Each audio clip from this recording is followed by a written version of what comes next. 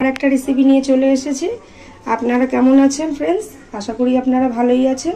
আপনাদের ভালোবাসায় আর ভগবানের আশীর্বাদে আমরাও ভালো আছি। আমার রেসিপিটা দেখার জন্য সবাইকে জানাই স্বাগত। আজকের রেসিপিটা হচ্ছে চিকেন ভর্তা বানাবো। তার জন্য দেখুন চিকেনগুলোকে নিয়ে নিয়েছি। অনেকটা মাংস নিয়ে এসেছিল, মাংসর মধ্যে সলিড এরকম অনেকগুলো বোনলেসের মতন পিস ছিল। বাড়িতে কেউ খেতে চায় না এরকম পিস, তাই ভাবলাম কিছু একটা করি, তাই জন্যে এটাকে চিকেন ভর্তা বানিয়ে দিচ্ছি। গ্যাস অন করে কড়াই বসিয়ে দিয়েছি। খালি কড়াইয়ের মধ্যে দিয়ে দেবো জল।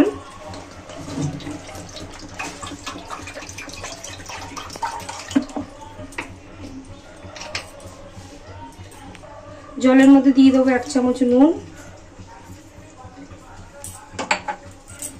নুনটাকে নাড়িয়ে জলের মধ্যে দিলাম।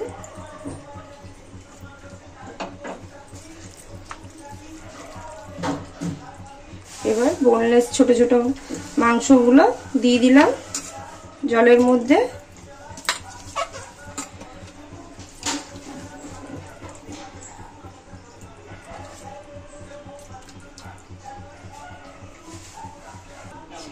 একটা ঢাকা দিয়ে কিছুক্ষণ ধরে মাংসটা বয়েল করিয়ে নেব। ঢাকাটা খুলে দেখব সেদ্ধ হয়ে গেছে মাংসের পিসগুলো। গ্যাসটা অফ করে দেব, জল থেকে তুলে নেব সেদ্ধ করা মাংসগুলো। জল থেকে তুলে নেব।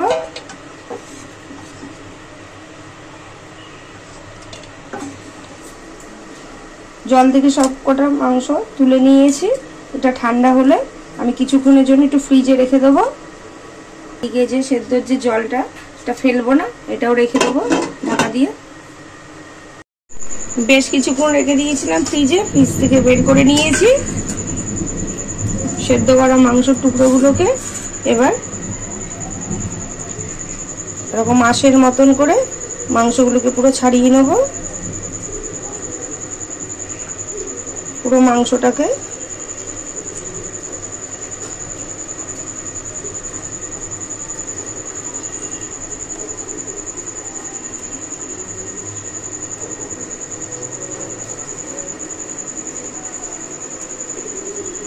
করে কড়াই বসিয়ে দিয়েছি। কড়াইতে আগে থেকে পেঁয়াজ কেটে রেখেছিলাম, পেঁয়াজটাও দিয়ে দিলাম। পেঁয়াজটাও বয়েল করে নেব, এই জন্য জল দিয়ে নেব।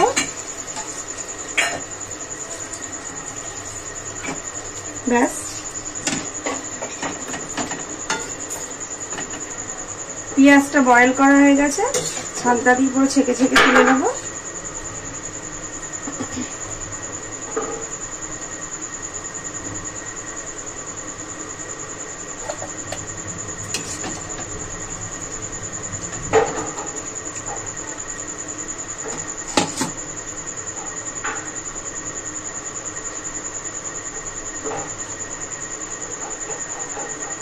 গ্যাস অন করে খালি কড়াই বসিয়ে দিয়েছি। খালি কড়াই গরম হয়ে গেছে। কড়াইতে দিয়ে দেবো সাদা তেল। এই রেসিপিটা তৈরি করবো পুরোপুরি সাদা তেলেই। তেলটা গরম হওয়ার জন্য একটু সময় নেব। তেল গরম হয়ে গেছে। আগে থেকে বেটে রেখেছিলাম আদা রসুন বাটাটা তেলের মধ্যে দিয়ে দেবো।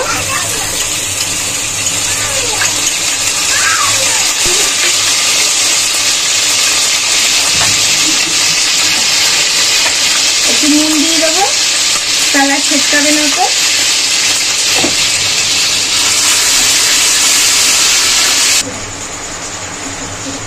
আদা রসুনটা ভাজা হয়ে গেছে। বাটির মধ্যে মশলা নিয়ে নিয়েছিলাম, জিরের গুঁড়ো, ধনের গুঁড়ো, লঙ্কার গুঁড়ো আর হলুদ। এটা দিয়ে দেবো একটুখানি মশলার উপরে। মশলাটাকে একটুখানি কষিয়ে নেব। মশলাটা কষানো হয়ে গেছে। আগে থেকে বেটে রেখেছিলাম সেদ্ধ পেঁয়াজ, এটাকেও দিয়ে দেবো।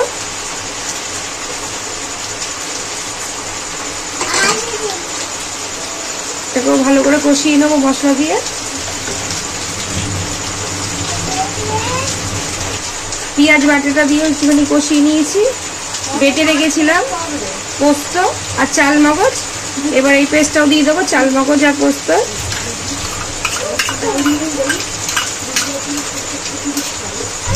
এবার ভালো করে কষিয়ে নেবো এটাকে।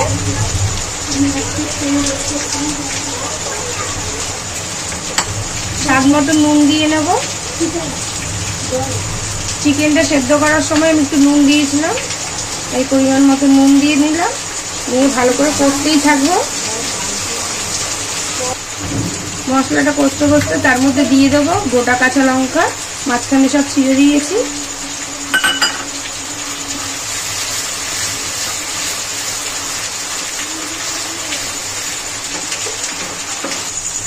মশলাটা কষতে কষতে দেখুন মশলা দিয়ে আমার তেল ছাড়তে শুরু করে দিয়েছে। আর এই যে আগে আমি যে প্রথমে মাংসটা সেদ্ধ করে রেখেছিলাম তার যে জলটা রেখে দিয়েছি, এই জলটাই এবার মশলাটার মধ্যে দিয়ে দেবো।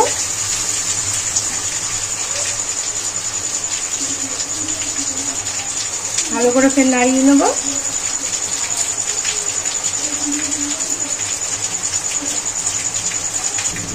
পরিমাণ মতন জল দিয়ে দিয়েছি গ্রেভিটা ফোটানোর জন্য, একটু সময় নেব। তো ঢাকনা দিয়ে দেবো, তাহলে একটু তাড়াতাড়ি ফুটে যাবে। ঢাকনাটা একটুখানি খুলে দেব। গ্রেভিটা ফুটতে শুরু করেছে, মাঝে মাঝে ঢাকনাটা খুলে একটুখানি নাড়িয়ে দেবো, নাহলে নিচটায় লেগে যেতে পারে। আগে থেকে যে চিকেনটা সেদ্ধ করে ছাড়িয়ে নিয়েছিলাম পুরো ঝুড়ো ঝুড়ো করে, দেখুন সুতোর মতন করে, সেটাকে এবার দিয়ে দেবো।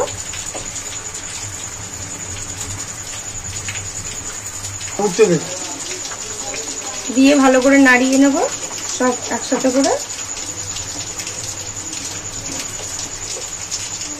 ব্যাস, আবার একটুখানি ঢাকা দিয়ে দেবো।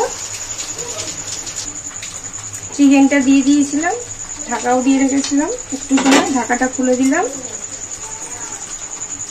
ব্যাস রেডি হয়ে গেছে চিকেন ভর্তা। নামানোর আগে আর কটা জিনিস একটু দিয়ে দেবো। গোলাপ জল দিয়ে দেবো।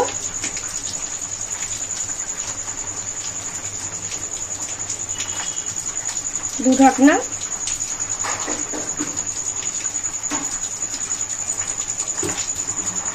নাড়িয়ে দেবো।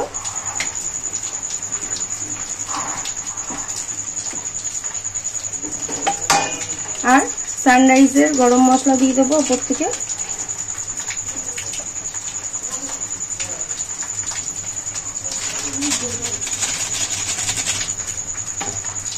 ব্যাস একটুখানি নাড়িয়ে নেব।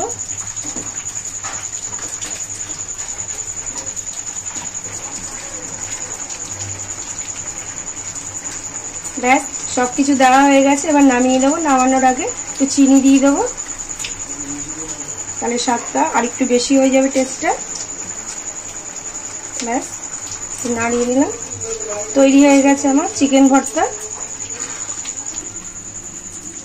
ফ্রেন্ডস, এই চিকেন ভর্তা আপনারা একদিন বাড়িতে করে দেখতে পারেন, আশা করি আপনাদের খুব ভালো লাগবে। আমি ঘরোয়া পদ্ধতিতেই করেছি রেসিপিটা। রুটি কিংবা তন্দুরি রুটি বা পরোটা, যার যেটা দিয়েই খাবেন খুব ভালো লাগবে। আলাদা ধরনের স্বাদ। আমার রেসিপিটা দেখে যদি ভালো লেগে থাকে তাহলে প্রতিদিনের মতো লাইক, শেয়ার, সাবস্ক্রাইব করে দেবেন ভালোবেসে। ভালো থাকবেন, সুস্থ থাকবেন। Thank you. এই গরমে সবাই সাবধানে থাকবেন, বেশি করে জল খাবেন, রোদ্রে বেরোবেন না দরকার না হলে। টাটা।